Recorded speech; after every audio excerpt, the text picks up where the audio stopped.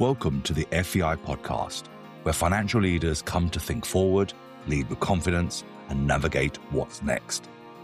For more than 95 years, Financial Executives International has brought together financial leaders to share insight, shape strategy, and elevate the profession. This is where those conversations continue. Real perspectives from the people making the decisions. Real strategies from inside the moments that matter most. What you see is the outcome. What shaped it is what we explore. I'm Heather Cole, your host. As a finance leader, executive coach, and proud member of FEI, I'm here to bring you conversations that go deeper, from leadership and strategy to innovation and the future of finance. Because what shaped the outcome is often where the real lesson lives. If you've ever found yourself wondering, am I doing this right? You're in the right place. Let's get into it. Today, we'll be recording live from the FEI Leaders Forum in San Antonio.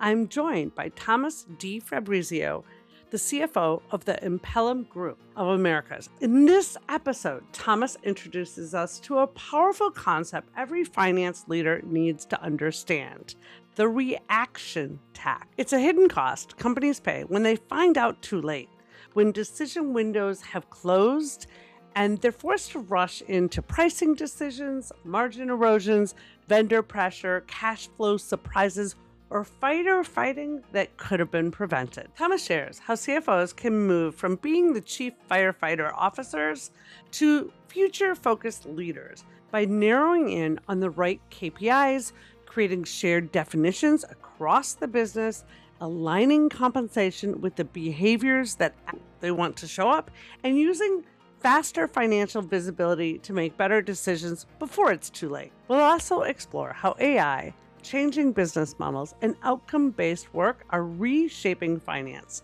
pricing, talent, and leadership. This is a conversation about speed, alignment, governance, and how finance leaders can help their organizations stop reacting and start leading. Let's dive in. Hi, I'm Heather Cole. Welcome to the FEI podcast. We're recording live here at the FEI Leaders Forum in San Antonio. And with me is Thomas DeFabrizio, and he is the CFO for the Impellam Group, right? Impellam Group Americas, yeah. Excellent. And Thomas, give us a little background. Tell us, about yourself. Absolutely. Yeah. Thank you, Heather. So a little bit about me. As Heather mentioned, I'm CFO of the Impellam Group Americas. I've been in the finance game for 20 plus years. I've had operating roles, professional services, financial services, distribution, technology. I'll just tell you why I got into finance. Maybe it's of interest, maybe it's not, but I'll tell you anyway. So I grew up in New York to a large Italian family full of entrepreneurs. Okay, so when I was growing up, we used to have Sunday dinner, the whole family get together. So my uncles, my grandparents, everyone's entrepreneurs. So I heard all these stories about running a business, what it meant. Both sets of grandparents came over from Italy. And so through the dinner table, early on, I learned that the key to really the success and the failure in business has a lot to do with financial management. And so US Bank, they produced a survey maybe a few years ago. It said 86% of businesses fail due to poor financial management. Okay, so early on I knew, hey, this is exciting to me and I want to go into finance and accounting. So that led me through where I am today, as you mentioned, the CFO of Impellam Group Americas. Excellent. Now, when we were asking people if they wanted to be on our podcast while they're here live at the event, you had submitted a really interesting kind of concepts. Maybe you could share that with our listeners. When a business finds out after the fact the decision window is closed, they typically pay a price. And that price is what I call the reaction tax. And so it's not one thing on the P&L. No one books a journal entry, this is the reaction tax. But it shows up. Okay, and it shows up, I'll give you some examples. It shows up in margin erosion. It shows up in pricing structures that you shouldn't really done. You're just rushed to get it done. Or vendor structures that you had to sign a contract yesterday, and now you're signing it because you're in a position where that vendor's got you. Or DSOs stretching, and you should have looked at it 3 months ago. So it's like duress. It's duress, and it's actually one of your sessions earlier around misalignment. resonated with me because it was the chief firefighter officer. So it's really all those firefighting you've got that should have been preventable. It gets you into situations where you should have known. So, like, for example, for me, I rather have a report that's vague, lacks detail, but I've got it a week before I need to make a decision versus that beautifully structured Excel file, okay, that has 25 tabs, which I love Excel, okay, but if it comes 2 weeks after I made the decision, it's no good to me. So the reactive tax is really simply the cost of finding out too late. Yeah, I like that because so many times, especially at the end of the quarter, right? Mm. You have all these vendors, if you're looking at software, or let's say you're going for new ERPs, all the vendors are going to put tremendous pressure for you to make that decision before the end of the quarter, whether you're ready or not, right?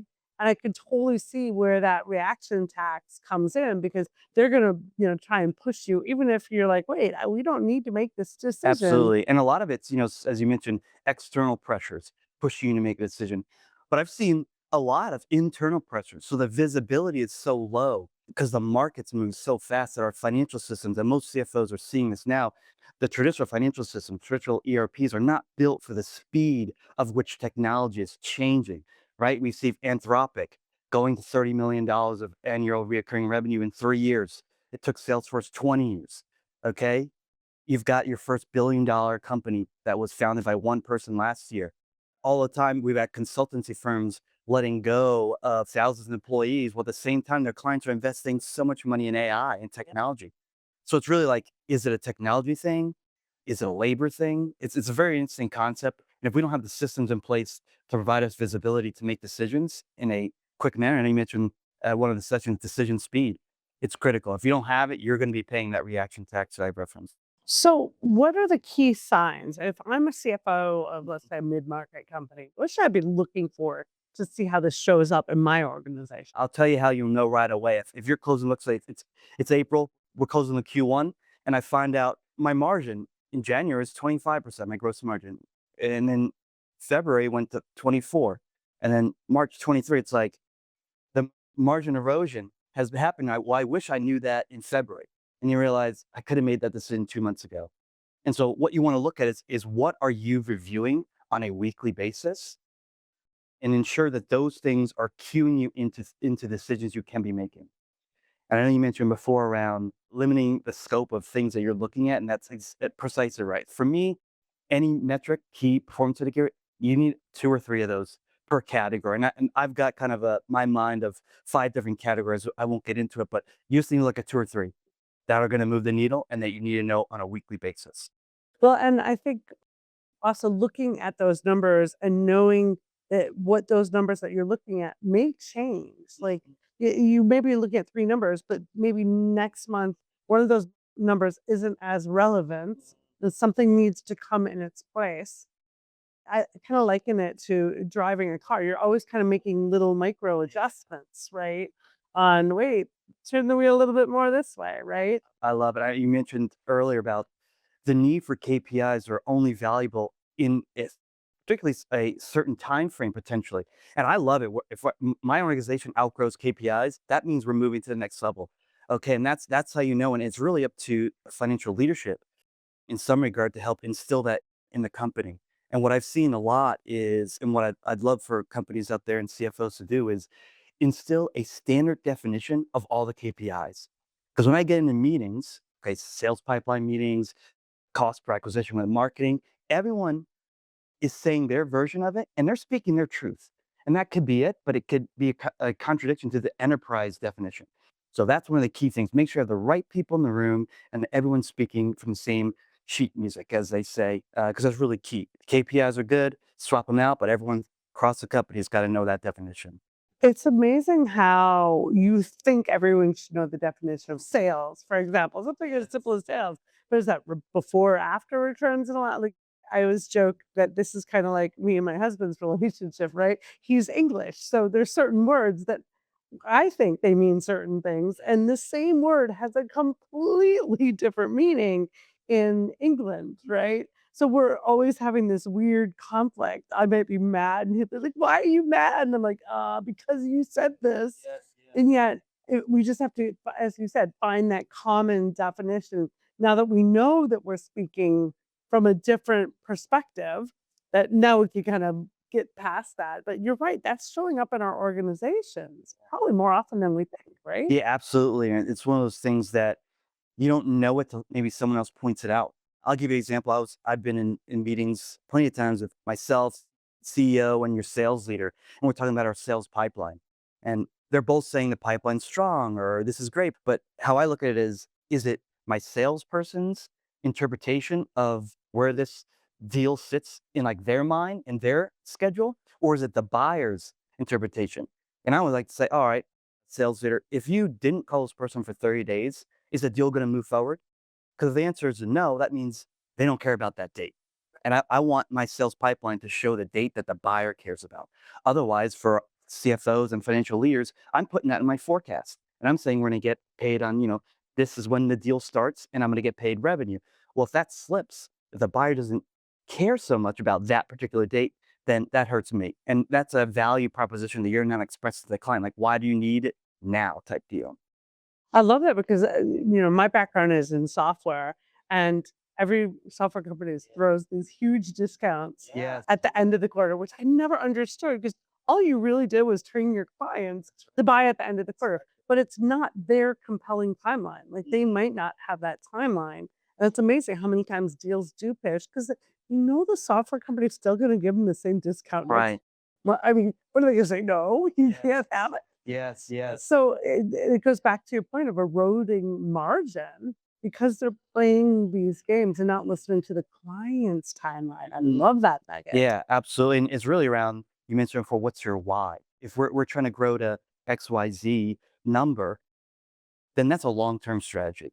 And sometimes if you're a public company, there's pressures to get deals signed. You want that logo for the quarter. So maybe it does make sense. It says, hey, we're going to offer a discount. We want this logo in the door. My CEO wants to say, we locked in this client. That's great. As it fits in the overall strategy. If I understand, I'm going in eyes wide open, I'm going to give this discount. Our margin percent may drop. I'm likely not a material amount, but also I know that. But I can't have my sales reps all across the country doing that thing.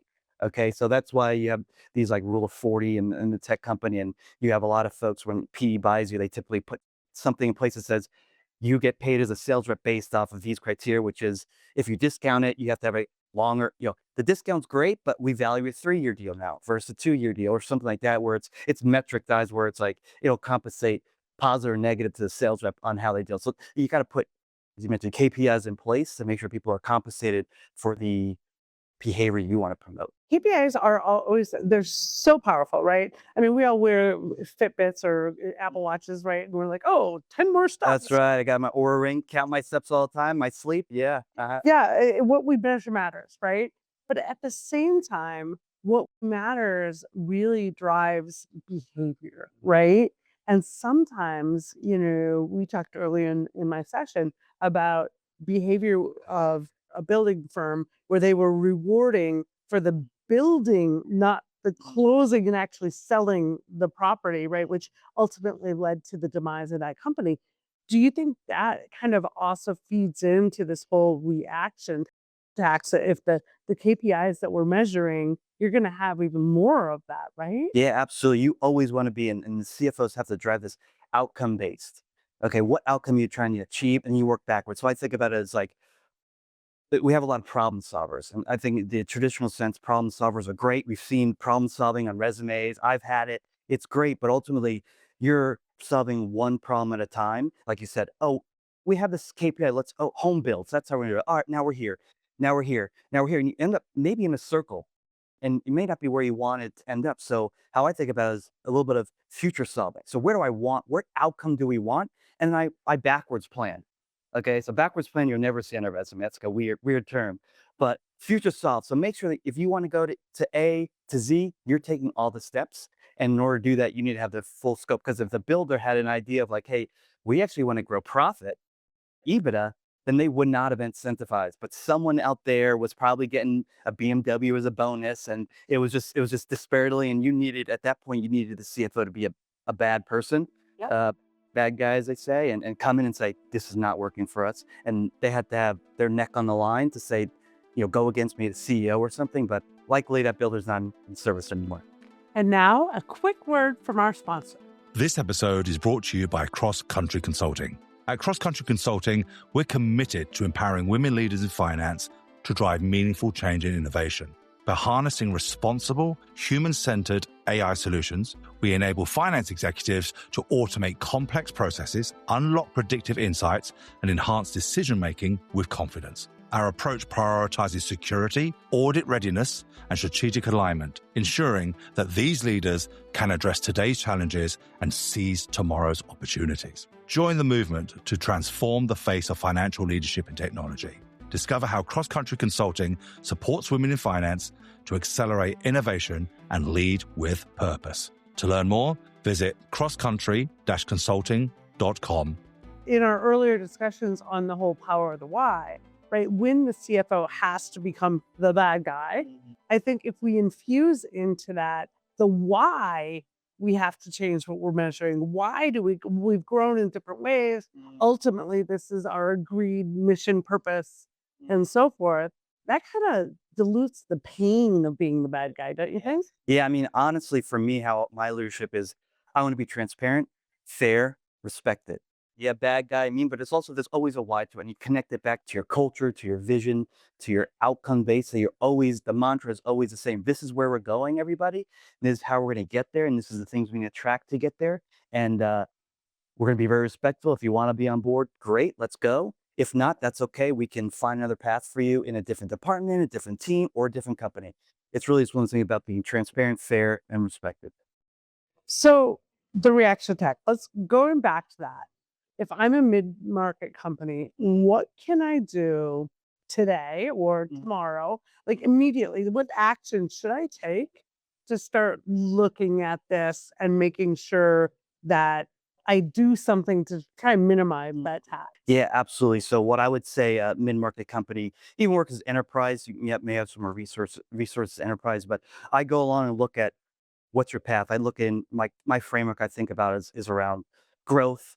Give me 2, 3 metrics for growth. Okay. New clients, new client logos, etc. Now talking about profit, what's our gross margin?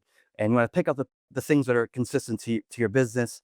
You want to think about it as far as value. What's the value of my business? If you're a mid-market company, maybe you're looking to be sold. It's like, what are those drivers of value? Let's say you have a key person risk, you want to get rid of those, or you want to make sure that's highlighted. Efficiency, what metrics you have in efficiency? Maybe it's EBITDA per head or something around that. And they're really about cash. That's the lifeblood of a business. Most, QuickBooks did a survey, like 65% of companies have cash flow problems, and that ultimately fails. So you want to have metrics around those really 5 areas, put those on a sheet, look at those weekly. That is your key. And that's how you will dampen that reaction tax. From a CFO perspective, we kind of get it, right? Now that you called it out, you called out the elephant in the room, now we can look for it. How can we train our teams, especially those that are not financially savvy, to start looking? Because I'm always a believer that what we need to do has to create a ripple, right? So that it resonates throughout the organization. What ideas do you have for people to lead non-financial people to understand what this reaction tax is and how it's showing up? I think some of the things you talked about before I really love, which is one, expressing the why. Okay, first of all, in plain English, which is why I think that learning and development inside an organization is so key. And also making it visible and having your dashboard out front, even though it is metrics related, it gets people bought in, kind of gamifies it a little bit. And ultimately trying to express to them that we need to be in business and we need to reduce our reaction tech. Because from my conversations, I talked to thousands of CEOs, CFOs around, it's about 10% of your revenue. So it is a large number that a company pays for this. And like, you'll never know it till you sit down and say, write down all this stuff here that that you were blinded on, that you wish that you knew had this information. Every single month, somebody said something, "I wish we knew this, wish I had that information." So really showing it that we want to eliminate our reaction tech, save money, and reinvest in the business. I love when I get to go and raise my 401k contribution for my team. I love when you say, "Hey, listen, guys, we're going to have a performance retreat this year because we've exceeded expectations." So I love that. I love, hey, we can hire another learning development person, and you could do this where you can take this trip. You can come to the FEI conference here. So all those things are ways, and ultimately, what you want to do is make sure there's mutual path forward. So you want to align mutual incentives. So for me, what I would do is I would redo compensation structures. Okay, so hey, these are the metrics that our company has deemed to be the standard, our enterprise standard. These are enterprise definitions. And then, oh, by the way, we're also going to compensate you to push the needle forward in this regard. And pushing it forward in this regard will get us to this area. And oh, you'll have max bonus. We get to grow the company. Maybe we'll open another office, et cetera. So I love that concept of re-examining compensation because I think that's such an important factor because the compensation structure definitely defines what's going to happen next, what behavior people are going to have, right? And we've seen it so many times, time and time again, where I've seen it in my technology company where a vendor puts in these incentives for their sales force. And so they start kind of playing these games yeah. to get deals to hit that criteria when they really shouldn't, right? When they're like playing in the gray area. What's new business? Oh, yeah. Define new business. Well, you talked to that customer 2 years ago. That's not new business. Yeah. Hey, you should have closed it 2 years ago, not today, okay? Yeah, so they play with that to get the bonuses, and then suddenly it can start to harm the company because they thought it would help move maybe this product, but when in reality, it's almost like you have to look at the totality of the circumstances.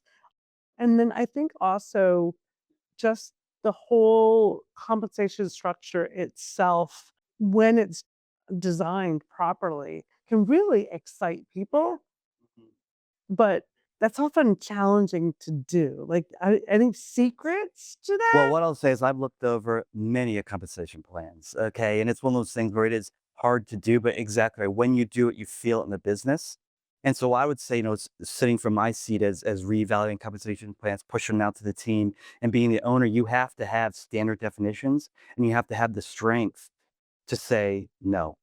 This didn't fit the criteria. And so basically CFOs and the folks who are evaluating these compensation plans, HR folks, we need to have high standards because no one will ever rise to the high standard. They'll always fall to the lowest standard. Who's the easiest to say this is a new business deal or this gets this criteria? So really as a CFO, again, it goes back to being fair and transparent. This is our metrics. We've written this compensation plan to be lock solid as best you can. A lot of caveats in them, but ultimately it's one of those things where you have to hold the standard. And I love the idea of compensating people big on the upside. So it's like, yeah, incremental. Part of it, earns your seat at the table. Yeah. You're here to do a job. That's why we pay you. And then, but if you over exceed this, it goes dramatically up.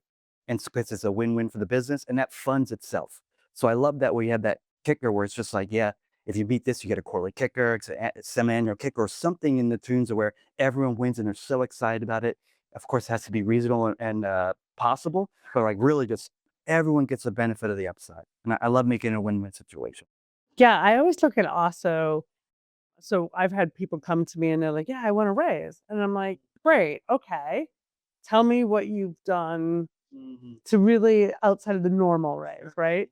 Help me understand the value." My team will tell you, they know if they ever wanna come to me, all they have to do is show where they've shown big value. Like, maybe they brought a whole new concept or new idea that we were able to implement that brought in a whole new revenue stream, right? Those are the behaviors that I really want to encourage them is to think outside of the box. And I think AI has this ability to bring that like a tsunami, right? I mean, I love it. I love just sharing the wealth, as you could say. I mean, someone goes outside the box and brings you a great idea. Celebrate that. You can also celebrate the failures too. If someone goes out and They're tries not something, failures, they're they're learning learning lessons. Okay. experiences. Yeah, no, that's excellent. That's excellent. I love when I talk to sales rep and say, listen, this quarter, I would love to pay out a full incentive to you this quarter. There's nothing more as a CFO that I would love to do, which is kind of like an oxymoron. Yep. But the reality is, if you do the incentive compensation plan properly, it is a win-win. I'll have sales folks, oh, you kind of ding me on this. And I say, well, why did I ding you on this? Well, because you took the customer rebate out of my commission. And it's like, well, you get paid off of margin, the margin the company gets. So if we're giving a back end rebate based on how much they spend, like that's less margin the company gets. It's a win-win. So yeah, your compensation fluctuates based on how much you work the deal to give them on the back end. Like that's what I'm saying. Like people are rigging kind of some of the Otherwise, metrics. then you have a huge rebate, They right? would find the way to work it where they get a huge, oh, you get a huge 5% rebate. It's like, yeah, but your compensation now is tied to that. Is what you mentioned earlier around people working the system a little bit, which smart people will do that, and that's okay in some regard. I want scrappy people Yeah, to work for me. But as you said, the common denominator there is giving them a standard measure, standard definition of everything, right? Then they'll figure out how to maximize the system, mhm. but under the same playing Right, field. and then you reevaluate. On a semi-annual, annual basis, understand, like we mentioned before, the company may have shift, maybe the customer dynamics has shift, the market could shift. The market's changing dramatically over the past 2, 3 years with regulations, world economy. So maybe how you had the pricing model or compensation model last year isn't what we need this year. It's a different dynamic. Maybe you're selling pieces. For example, if your company's pricing time and materials to clients, well, that's good for you in the past, but also if you're using AI and you're using less time, then you don't have time to bill. Especially in consulting industries. You want to switch to more outcome based, like I can get you this outcome. So it's really like how you think. So, for example, if you had sales rep that was paid commission on time and materials, now maybe your whole model has changed because you're going to leverage AI and you want to pass some savings on to the client, but also you want to protect your IP and all investments, the R&D work you had to do. So it's like how are you going to price your business, how you're going to contact your sales folks, how to even sell the business is a totally different dynamic now that I think is very interesting. I love that because AI, we always think of it increasing productivity, just the standard stuff, standard use cases, right? Especially in finance, helping us to reconcile, do things faster. But in certain industries, consulting, law, accounting, maybe even, that it is like creating a seismic shift. I'm a lawyer and was recently taking some law classes, and they were actually saying there may get to a point where if you're not using AI, that you could be almost like at some point sanctioned for doing, it's almost like stop riding in the horse and buggy when we have this great automobile. Like you can't bill people for time because you're not using the tool. And I was like, wow, like this is a shift. What do you think? I don't think a lot of companies are prepared for this. They're not seeing beyond the productivity increase from AI, but the bigger picture. It's going to change the dynamic. I mean, we've got folks out there. I mean, there's 72 million folks right now that do continue work, temporary work, gig economy, the whole how people do things. And so how I see it is when CFOs will say they change up, we'll keep it finance as a finance conference. If the CFO changes jobs, they're changing jobs, but they're also changing jobs with their AI agents, their own kind of workflows that they've got. And so you're bringing the whole package. And so in the future, when you hire, let's say, a software developer, yeah, you might pay a software developer $500,000. They're going to come on board with their AI tools, et cetera, but they're going to spend their own $250,000 on tokens to get your work done. So it's like kind of the dynamic around how people go to work, how people show up, and then how you compensate people are definitely changing. So it's about productivity, but all around like the scope of getting a job done. Yeah. Outcome based, as you It's said just, earlier. yeah, it's Like just outcome based because it's the whole time dynamic is shifting and it's speeding up so fast. Financial systems aren't made for it. there's so much opportunity there. As soon as we start shifting to outcome based in a lot of things, I get super excited. I didn't to actively practice law because to me, you had to create more arguments to keep your billable hours. Like you think about law, it's like, but let's promote arguments so that we have more billable hours. And it was like contrary to my DNA, right? But wait, if you change to outcome based, imagine like if you said if we can do this in a week instead of 6 months. And I think those are actually realistic, shrinkage in some industries. Yeah, absolutely. And if you think about it, if you're able to be more efficient, you should get more clients. It's really if you've got a greater product than anybody else, as long as you promote yourself adequately, you should get more clients, you should get more market share. And it's really by doing things faster, you're not exactly hurting yourself. You can actually be helping yourself. Now your capacity to do much more. And for lawyers particularly, I guess they get a bad rap. I mean, obviously you're a lawyer, but ultimately they have a quality impact to their communities. I mean, if they're doing the right thing, they're respectable and stuff, just generally speaking, they're helping their clients have a successful outcome, and they're helping the community. So if you think about your why, I'm a lawyer, but I'm a lawyer to help people. If someone's in an accident, I want to make sure they're compensated. Okay, they're going up against insurance companies. Okay, they were hurt, they need to be compensated. They shouldn't be out of work, et cetera. They got to feed their family. So it's one of those things where you got to turn it back to your why and understand that you can get more clients. You use it basically to your advantage, and those who will succeed, and those who don't will unfortunately have to change and be kind of full cycle moment nonetheless. Yeah, I love that. Well, gosh, there's been so many great nuggets here.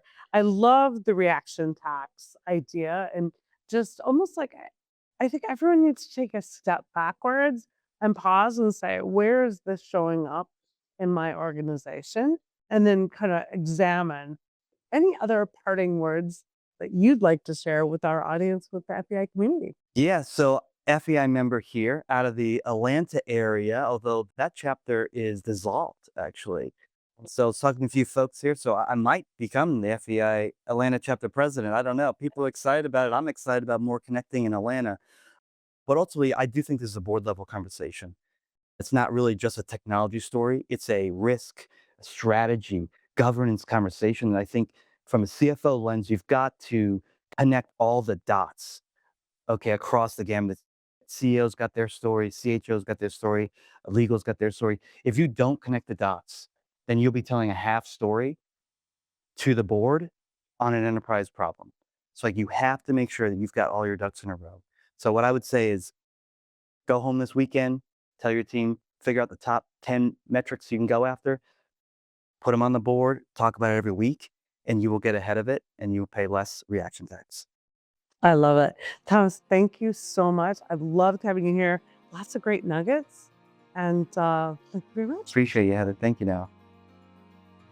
Thomas, thank you so much for joining me today. I love this conversation because you gave finance leaders such a clear and practical way to name something many have already been feeling: the reaction tax. The cost of finding out too late is real.